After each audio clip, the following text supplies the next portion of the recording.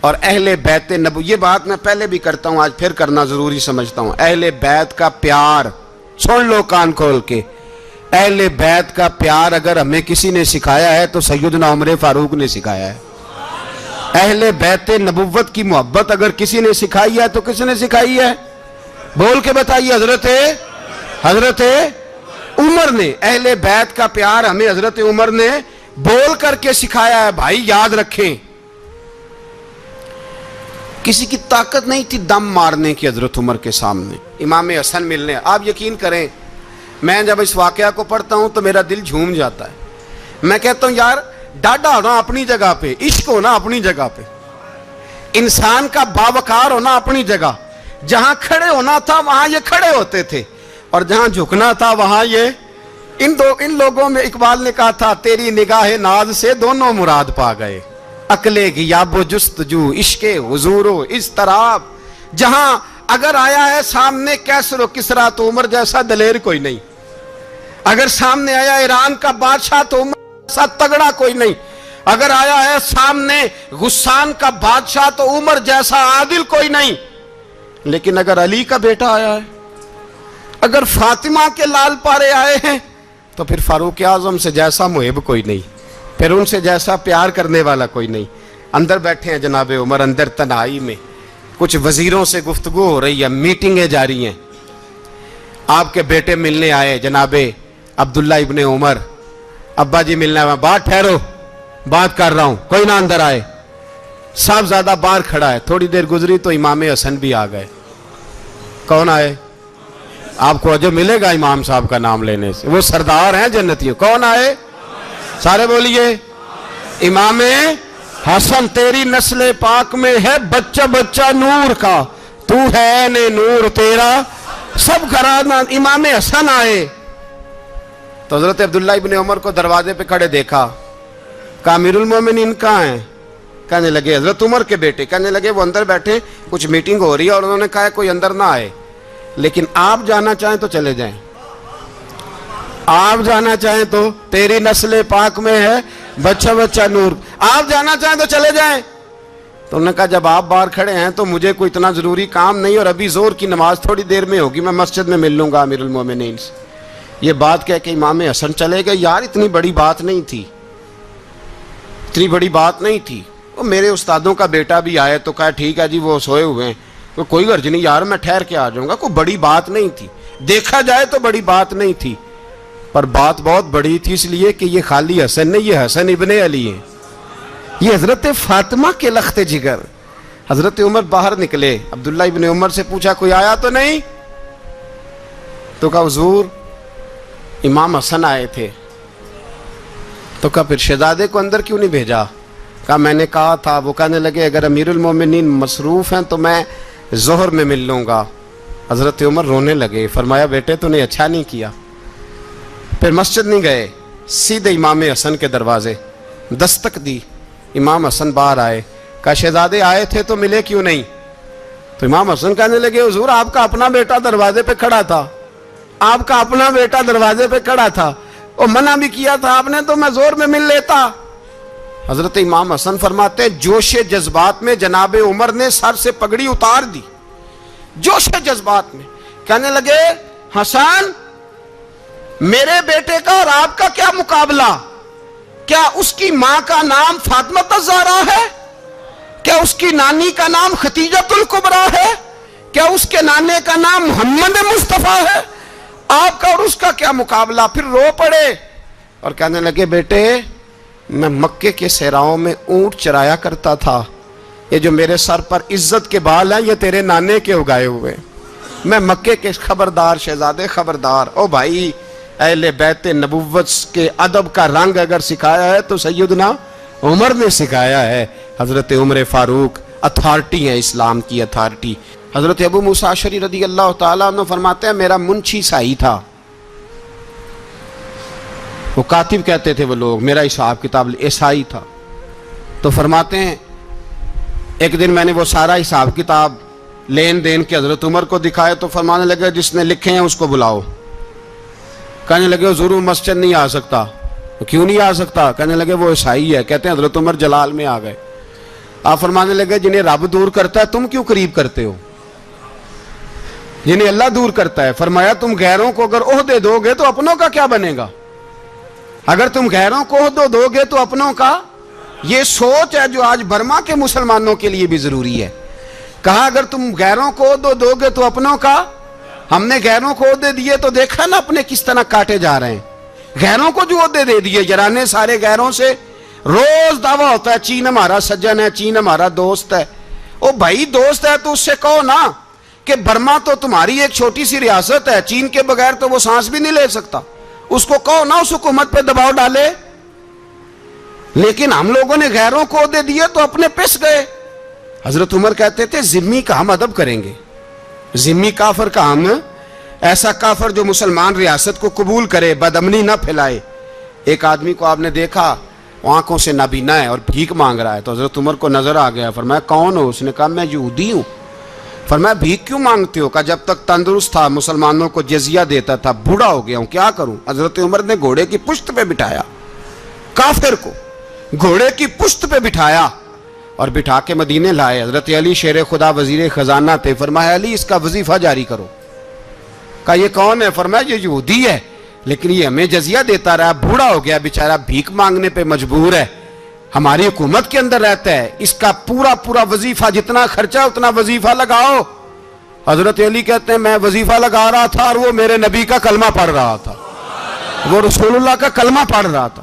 یہ مزاج, یہ نہیں کہ کافر. حضرت عمر نے گورنروں کو خط لکھے تھے کہ زبردستی کسی کو مسلمان نہیں کرنا, جہاں ان کی عبادت گاہیں بنی ہو گرانی نہیں, کوئی مندر کوئی گرجا ضائع نہیں کرنا. اسلام سب کو جینے کا موقع دیتا ہے, پر بے ایمانو ظالموں بدذاتوں تمہیں یہ کہتا ہے کہ ہم تمہیں جینے کا موقع دیتے, تم بھی مسلمانوں کو جینے کا موقع دو. یہ جہاں بستے ہیں جہاں رہتے ہیں انہیں وہاں جینے کا موقع دو, انہیں بھی اللہ اکبر کہنے کا موقع دو, انہیں بھی قرآن پڑھنے کا موقع دو, انہیں بھی رسول اللہ پر درود پڑھنے کا موقع دو. ہمارے ملک میں عیسائی اپنی مرضی سے کھلے عام تبلیغ کرتے ہیں, یہاں تو چینل چلائے ہیں عیسائیوں نے. کسی مذہبی جماعت نے کبھی جلوس نکالا ہے کہ عیسائیوں کا چینل بند کرو؟ بولے نکلا ہے کہ نہیں نکلا؟ کتنے ظلم کی بات ہے. ہم جب غیر کو اتنا تحفظ دیتے ہیں, اتنا تحفظ دیتے ہیں, ہم نے دیکھا ہے مجھے بیسیوں لوگوں نے عید پہ ٹیلی فون کیے کہ عیسائیوں کو قربانی کا گوشت دے لیں, مجبور ہیں جی, دروازے پہ آ گئے ہیں, ہمارے کام کاج کرتے ہیں. بیسیوں لوگ, عام آدمی کے دل میں ان کا اتنا جذبہ ہے, وہ مسائل کا بیان کرنا ایک علیحدہ بات, لیکن ہمارے دل کافر کے حق میں بھی نرم ہو جاتے ہیں. تم کس قدر زیادہ بے ایمان ہو اور کفر کس قدر زیادہ ذلیل ہو گیا ہے کہ مسلمان کے حق میں نرم ہوتا ہی نہیں. اور اس سے بڑے ذلیل وہ ہیں جو ان ذلیلوں کے سپورٹر ہیں, وہ کسی عرب ملک کے حکمران ہو یا کسی اور جگہ کے, وہ بڑے ذلیل ہیں جو ان ذلیلوں کے سپورٹر ہیں, جو برما کی بچیوں کے قتل پر اپنی حکومتیں چمکا رہے ہیں. انہیں شرم نہیں آتی, اس قدر مسلمان تڑپا ہے لیکن ان بے غیرتوں کو ذرا ہوش نہیں آئی. اور یہ ان کے کماش, ان کے دلال جو ہر جگہ ان کی سپورٹ کر کے اپنی حکومتیں قائم کرتے ہیں, بے ایمانوں کو پتہ نہیں کہ کب ان پر اللہ کا عذاب اترے گا اور کس طرح ان کے پرخشے اڑیں گے. تمہیں اپنی ذلت اور رسوائی نظر نہیں آ رہی کہ زمین کس طرح تمہارے لیے تنگ ہو گئی ہے؟ اس سے زیادہ اور تمہاری رسوائی کیا ہوگی؟ ڈرو اللہ سے, اور یہ تو دنیا کا عذاب ہے. ان بطش ربک لشدید, میرا رب کہتا ہے قیامت تو قائم ہونے دے. اتنا سخت تیرے رب کی پکڑ ہے, اتنی کسی دوسرے کی ہو سکتی؟ یاد رکھیں اور تھوڑا احتیاط کریں ہم سب لوگ بھی, جو ہم لوگ آدھی زبان بول کے بھی ان کی سپورٹ کرتے ہیں. اب شرم آنی چاہیے ہمیں ان حکومتوں کی سپورٹ کرتے جو مسلمانوں کی لاشوں کے اوپر حکومتیں قائم کرتے ہیں, شرم آنی چاہیے. حضرت عمر جب نعرہ لگاتے نا تو کیسے ہو, کس طرح کانپتے. سفیر آتے روم کے ملنے کے لیے تو کہتے جاؤ عمر نفل پڑھ رہے ہیں, ٹائم کوئی نہیں. ایک دن اندر میٹنگ ہو رہی تھی, حضرت عمر میٹنگ میں بیٹھے تھے, آپ کے بیٹے ملنے آئے عبداللہ ابن عمر. ابا جی اندر آ جاؤ. فرمایا دروازے پہ کھڑا ہو, میں ضروری بات کر رہا ہوں, اندر نہ آنا. جناب عبداللہ ابن عمر کہتے ہیں میں دروازے پہ کھڑا ہو گیا. تھوڑی دیر گزری تو امام حسین بھی آ گئے. ایک حدیث میں ایک روایت میں امام حسن کا لفظ بھی ہے. امام حسین آئے, آ کے عبداللہ ابن عمر سے کہنے لگے عمر فاروق اندر ہے؟ تو کہا وہ اندر تو ہے. تو کہا آپ کیوں دروازے پہ کھڑے ہیں؟ کہنے لگے ابا جی نے کہا ہے یہاں انتظار کرو، میں کوئی ضروری بات کر رہا ہوں، لیکن شہزادے میرے لیے کہا ہے، میرے لیے آپ جانا چاہیں تو چلے جائیں۔ امام حسین کہنے لگے امیر المومنین کوئی بات کر رہے ہوں گے، میں ظہر کے وقت مسجد میں مل لوں گا، ظہر کا ٹائم آئے گا نا تو میں مسجد میں مل لوں گا۔ یہ کہہ کے چلے گئے۔ حضرت عمر باہر آئے، حضرت عبداللہ ابن عمر سے کہا کہ کوئی آیا تو نہیں؟ عرض کی حضور حسین ابن علی آئے، حسین ابن علی۔ تو کہا اندر کیوں نہیں بھیجا؟ کہا میں نے کہا تھا بے شک چلے جائیں، لیکن وہ کہہ رہے تھے کہ میں ظہر کے وقت مسجد میں مل لوں گا۔ تو سیدنا عمر فاروق فرمانے لگے عبداللہ تجھے تیری ماں روئے، حسین کو کیوں واپس بھیجا؟ پھر عمر دنیا داروں کے سامنے ڈٹنا، کھڑا ہونا عمر پہ ختم ہے، لیکن جو اندر کی بات ہے نا، روح کی، جو عقیدت کی بات ہے، جو وفا کا رشتہ ہے، اس کو کون سمجھے؟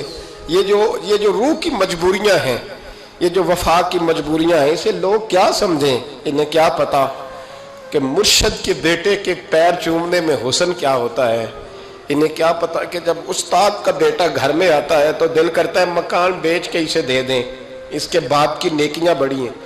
جناب عمر فاروق دوڑے گئے، امام حسین کے دروازے پہ دستک دی، امام حسین باہر کہا شہزادے یار ملنے آئے تھے، بغیر ملے کیوں آ گئے؟ عرض کی کہ آپ مصروف تھے، آپ کے اپنے بیٹے بھی دروازے پہ کھڑے تھے تو میں واپس آ گیا۔ امام حسین کہتے ہیں عمر جذبات میں آ گئے، سر سے پگڑی گر گئی، کہنے لگے حسین میرے بیٹے کا اور حسین کا کیا مقابلہ؟ کیا اس کی ماں کا نام فاطمہ الزہرا ہے؟ کیا اس کی نانی کا نام خدیجہ الکبریٰ ہے؟ کیا اس کے نانے کا نام محمد مصطفیٰ ہے؟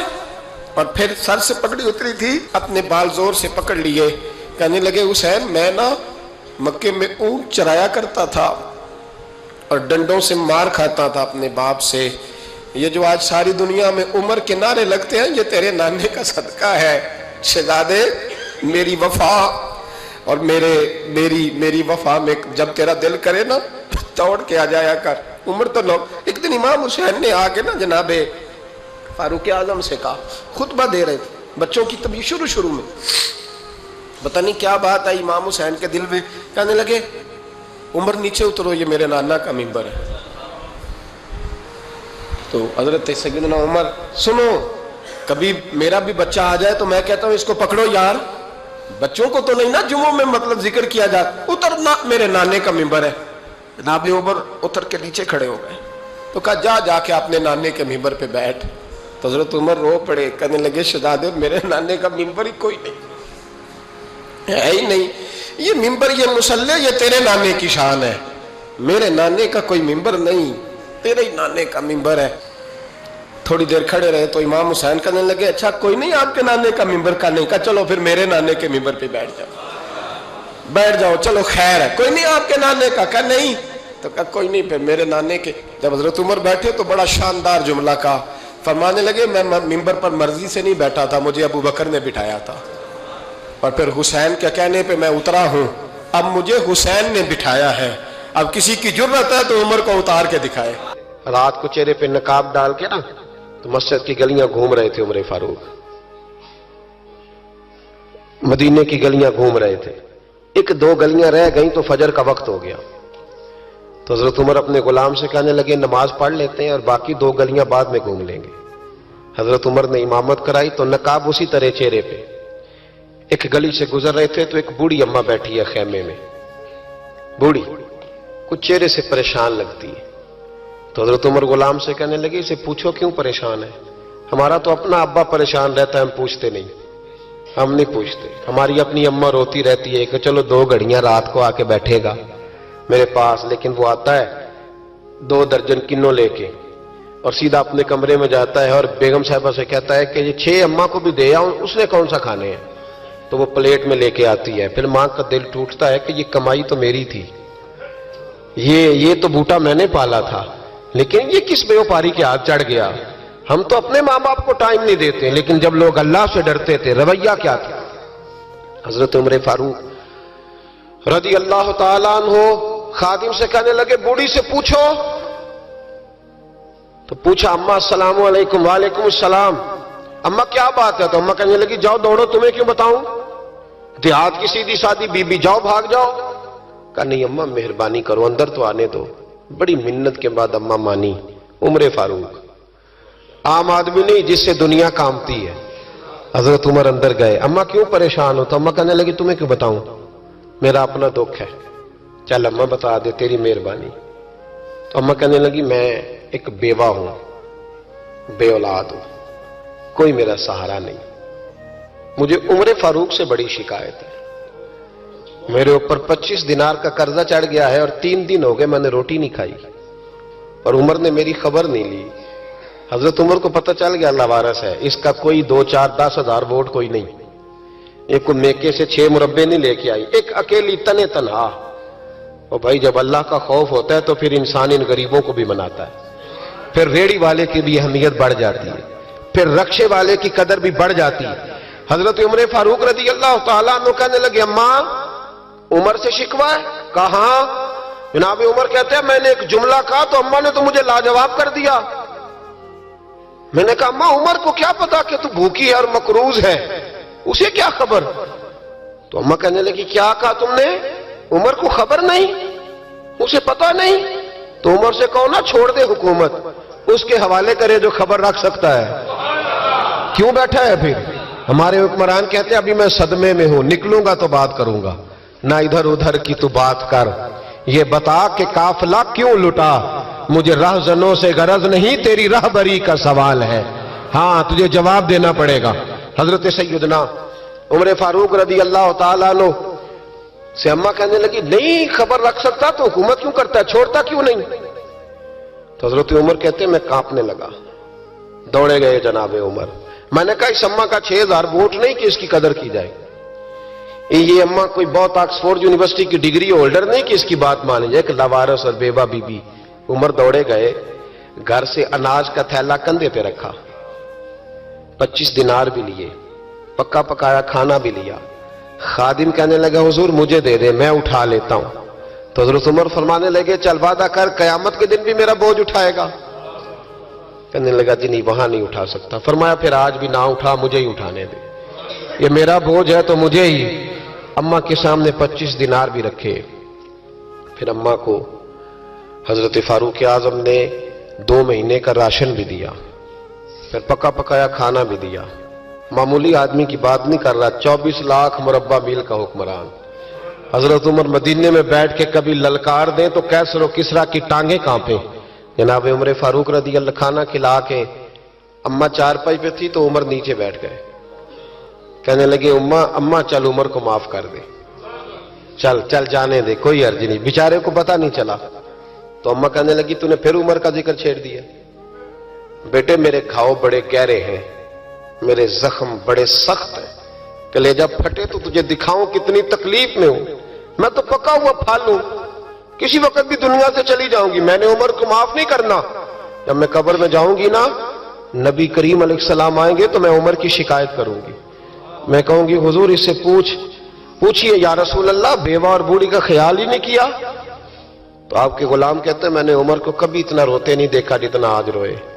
کہنے لگے اماں عمر کو میں جانتا ہوں وہ کمزور ہے، یہ شکایت نہ لگانا، وہ کمزور ہے، مقابلہ نہیں کر سکے گا، یہ شکایت نہ لگانا، چل معاف کر دے۔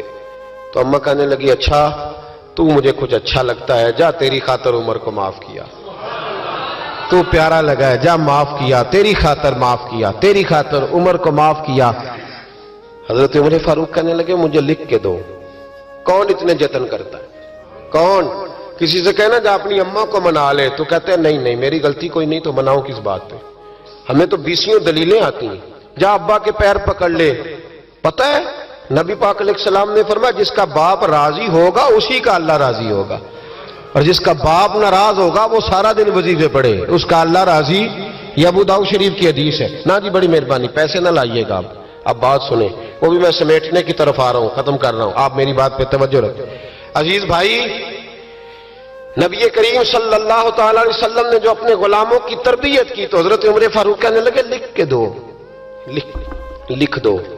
تو اماں کہنے لگی آپ لکھیں میں سائن کر دیتی ہوں، آپ لکھ دیں میں سائن کرتی ہوں۔ حضرت عمر نے لکھا فلاں بنت فلاں کو عمر سے شکایت تھی، پھر انہوں نے عمر کو معاف کر دیا۔ اماں سائن کرنے ہی لگی تھی کہ مولا علی شیر خدا آ گئے، حضرت عبداللہ ابن مسعود آ گئے۔ اوہو عمر یہاں بیٹھے ہوئے ہو، میں سارے مدینے میں تلاش کر رہا تھا، یہاں بیٹھے ہو، وہ کچھ لوگ ملنے آئے، نکلو۔ اماں نے سنا کہ یہ عمر تھے تو اماں اٹھ کے کھڑی ہو گئی، آئے ہائے عمر تھے، آپ عمر تھے؟ تو جناب عمر کہنے لگے اماں تو نے جو کہا ٹھیک کہا، لیکن اپنے وعدے پہ قائم رہا، یہ ذرا سائن کر دے۔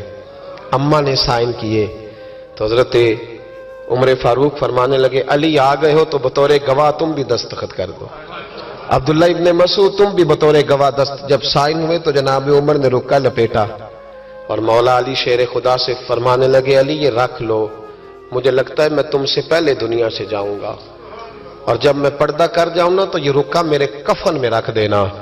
اگر حضور علیہ السلام نے پوچھا نا میری امت کے ساتھ کیا سلوک کر کے آئے ہو، تو رکا نکال کے کہوں گا یا رسول اللہ ایک بوڑھی ناراض تھی میں اسے بھی راضی کر کے آیا، حضور یہ میں راضی۔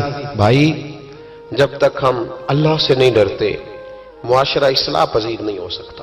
یکم محرم حضرت عمر کی شہادت ہے، یہودی بول اٹھا، کافر بول اٹھا، اگر 6 مہینے عمر دنیا میں اور رہتے تو دنیا میں کوئی کافر موجود نہ ہوتا، 6 مہینے۔ اور جب اس بطل جلیل کا جنازہ اٹھا، اللہم بخاری پڑھیے نا، اللہم ارزقنا شہادت فی سبیلک، اللہ بسترے کی موت نہ دینا، شہادت کی دینا۔ عمر شہید ہوئے، مسجد نبوی میں نماز پڑھاتے، اور جب جنازہ اٹھا تو مدینے کا پھر پیچھے جو دلیر بچے وہ مولا علی تھے۔ مولا علی جناب عمر کا جنازہ اٹھا تو سب سے پہلی ہائے جو نکلی وہ حضرت علی کی زبان سے نکلی، اور حضرت علی کی ساری داڑھی آنسوؤں سے بھر گئی۔ لوگوں نے کہا کہ علی کیا ہوا؟ فرمانے لگے تم دیکھ نہیں رہے جنازہ کس کا اٹھا ہے، پلٹ کے دیکھو تو صحیح، تم پتہ نہیں یہ کون گیا ہے؟ کہ حضور کیا ہوا؟ آپ فرمانے لگے عمر اس طرح کے کام کر کے گیا ہے، اب ان کے رستوں پہ کون چلے گا؟ کون اس کے جگر راہ وفا میں نقش ایسے چھوڑ آیا ہوں، میں جس منزل سے گزرا ہوں وہ اب تک یاد کرتی ہے۔ حضرت علی حضرت عمر کے جنازے پہ کھڑے ہو کے کہتے ہیں اللہ مجھے اس طرح کے عمل کرنے کی توفیق دے جس طرح کی عمر کر کے گیا۔ میرے بھائی بطل عزیز، بطل حریت حضرت عمر رضی اللہ تعالیٰ عنہ جو اپنی زندگی انقلاب والی گزار کے گئے۔ عمر جب دنیا سے گئے تو 80 دینار کا قرضہ تھا، 22 لاکھ مربع میل کا حکمران، اور اپنے بیٹے سے کہنے لگے بیٹے کوشش کرنا تیرے خاندان والے مل کے میرا قرضہ اتار دے، میری قبر پہ بوجھ نہ رہے، اور اگر خاندان والے مدد نہ کریں تو میرے دوستوں سے بات کرنا، وہ مدد نہ کریں تو پھر علی سے بات کرنا۔ ان کا پیار آپس میں اتنا، اور تو اختلاف ثابت کر رہا ہے۔ 80 دینار کا قرضہ چھوڑ کر حضرت عمر دنیا سے گئے، اور جاتی دفعہ کہہ گئے میرے بعد میرے بچوں کو حکومت کے مشورے میں بھی شامل نہ کرنا، حکومت کے مشورے میں بھی میری اولاد شامل نہ ہو۔ اتنا بڑا شخص اتنا بڑا رنگ دے کے یکم محرم کو جب عمر فاروق کا وصال ہوا تو بیٹے سے کہنے لگے اماں عائشہ سے جا کے کہو میرا بھی نبی پاک کے روزے میں دفن ہونے کو دل کرتا ہے۔ ایک قبر کی جگہ ہے اماں جی نے اپنے لیے رکھی ہے، بخاری ہے، بخاری۔ حضرت عائشہ کے پاس صاحبزادے گئے، کہنے لگے اماں جی عمر کو زخم لگ گیا ہے، حالت بڑی پریشانی والی ہے۔ وہ کہتے ہیں اگر اماں اجازت دیں۔